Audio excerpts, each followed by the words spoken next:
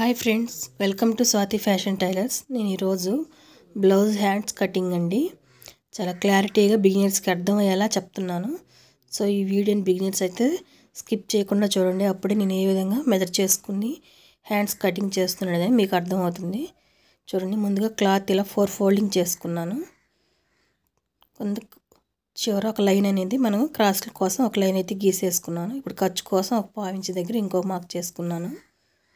చూడండి, ఇప్పుడు మనకి ఆది బ్లౌజ్ ఇచ్చి సేమ్ ఆది బ్లౌజ్ ఎలా ఉందో అలా స్టిచ్ చేయమని కస్టమర్స్ అయితే చెప్తారు కదండి. సో అలా చెప్పినప్పుడు బ్లౌజ్ అనేది ఈ విధంగా పరుచుకొని టోటల్గా మనకి ఆది బ్లౌజ్ ఏ విధంగా ఉందో ఆ విధంగా ఈ విధంగా పరుచుకొని చూడండి, ఇలా మొత్తం అంతా నీట్గా ఇలా పరుచుకోవాలి.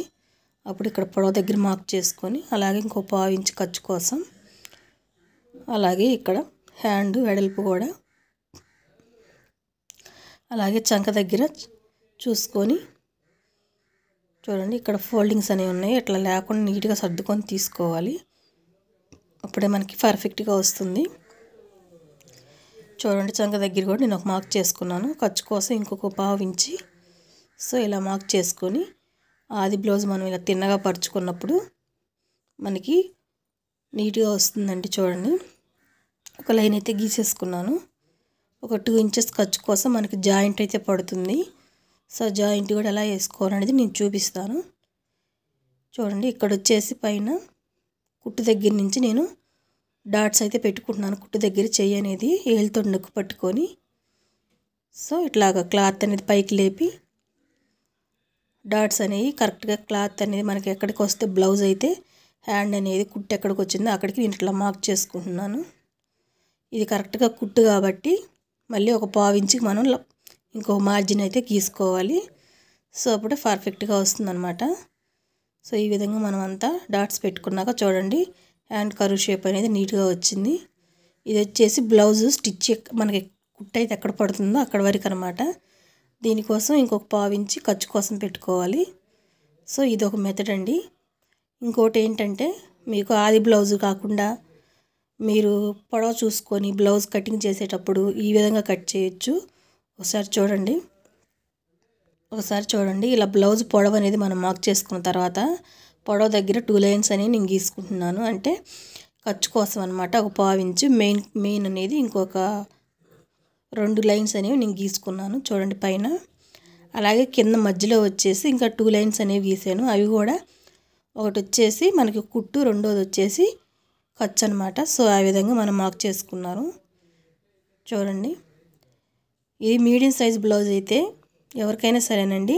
ఇది హెవీ సైజ్ బ్లౌజ్, ఇది 44 సైజ్ బ్లౌజు.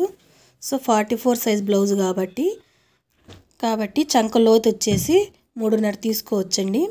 అలాగే మీడియం సైజ్ బ్లౌజ్ అయితే 30 నుంచి 38 వరకు వచ్చేదని మీడియం సైజ్ బ్లౌజెస్ అండి. అవి వచ్చేసి మనం 3 తీసుకోవచ్చు. చూడండి, దీనికి చంక లోతు వచ్చేసి 3.5 ఉంది. సో 3.5 తీసుకుంటే పర్ఫెక్ట్ ఫిట్టింగ్ అయితే వస్తుంది.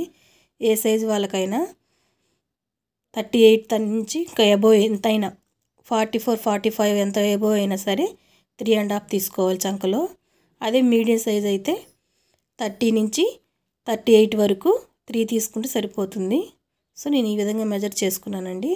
ఇప్పుడు చంక దగ్గర కుట్టు దగ్గర నుంచి ఒకసారి టేప్తో అయితే నేను మెజర్ చేసుకుంటున్నాను. మనకు వచ్చేసి 9.5 రావాలి. సో 9.5 కరెక్ట్గా వచ్చింది. సో ఈ విధంగా సరిపోతుంది.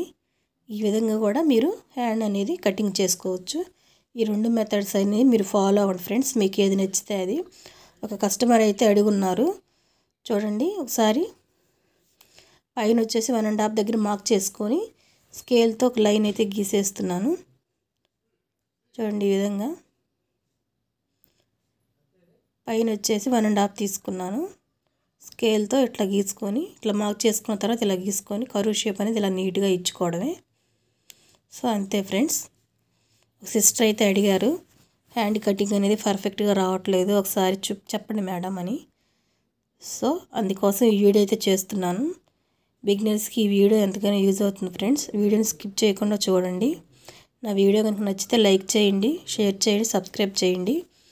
మీ ఫ్రెండ్స్కి యూజ్ అనుకుంటే షేర్ చేయండి, సపోర్ట్ చేయండి ఫ్రెండ్స్. వీడియో చూసిన ప్రతి ఒక్కరు లైక్ చేయండి. అప్పుడే నాకు చాలా సపోర్టింగ్గా ఉంటుంది ఇంకా మరిన్ని వీడియోలు చేయడం కోసం. మీరు అలా లైక్ చేయడం వల్ల ఈ వీడియో చాలామందికి రీచ్ అవుతుంది. చూడండి ఈ విధంగా పెట్టి నేను హ్యాండ్ అనేది నీట్గా కటింగ్ అయితే చేసేస్తున్నాను. సో అంతేనండి, పర్ఫెక్ట్గా మనకి హ్యాండ్ అనేది వచ్చేస్తుంది. చూడండి మన ఖర్చు కోసం ఇక్కడ వచ్చి జాయింట్ అయితే పడుతుంది. కరెక్ట్గా కుట్టు వరకు మనకి క్లాత్ అయితే ఉందండి. నెక్స్ట్ ఖర్చు కోసం ఒక 2 ఇంచెస్ అయితే మనకు కావాలి. సో దానికోసం నేను జాయింట్ అయితే వేసుకుంటున్నాను.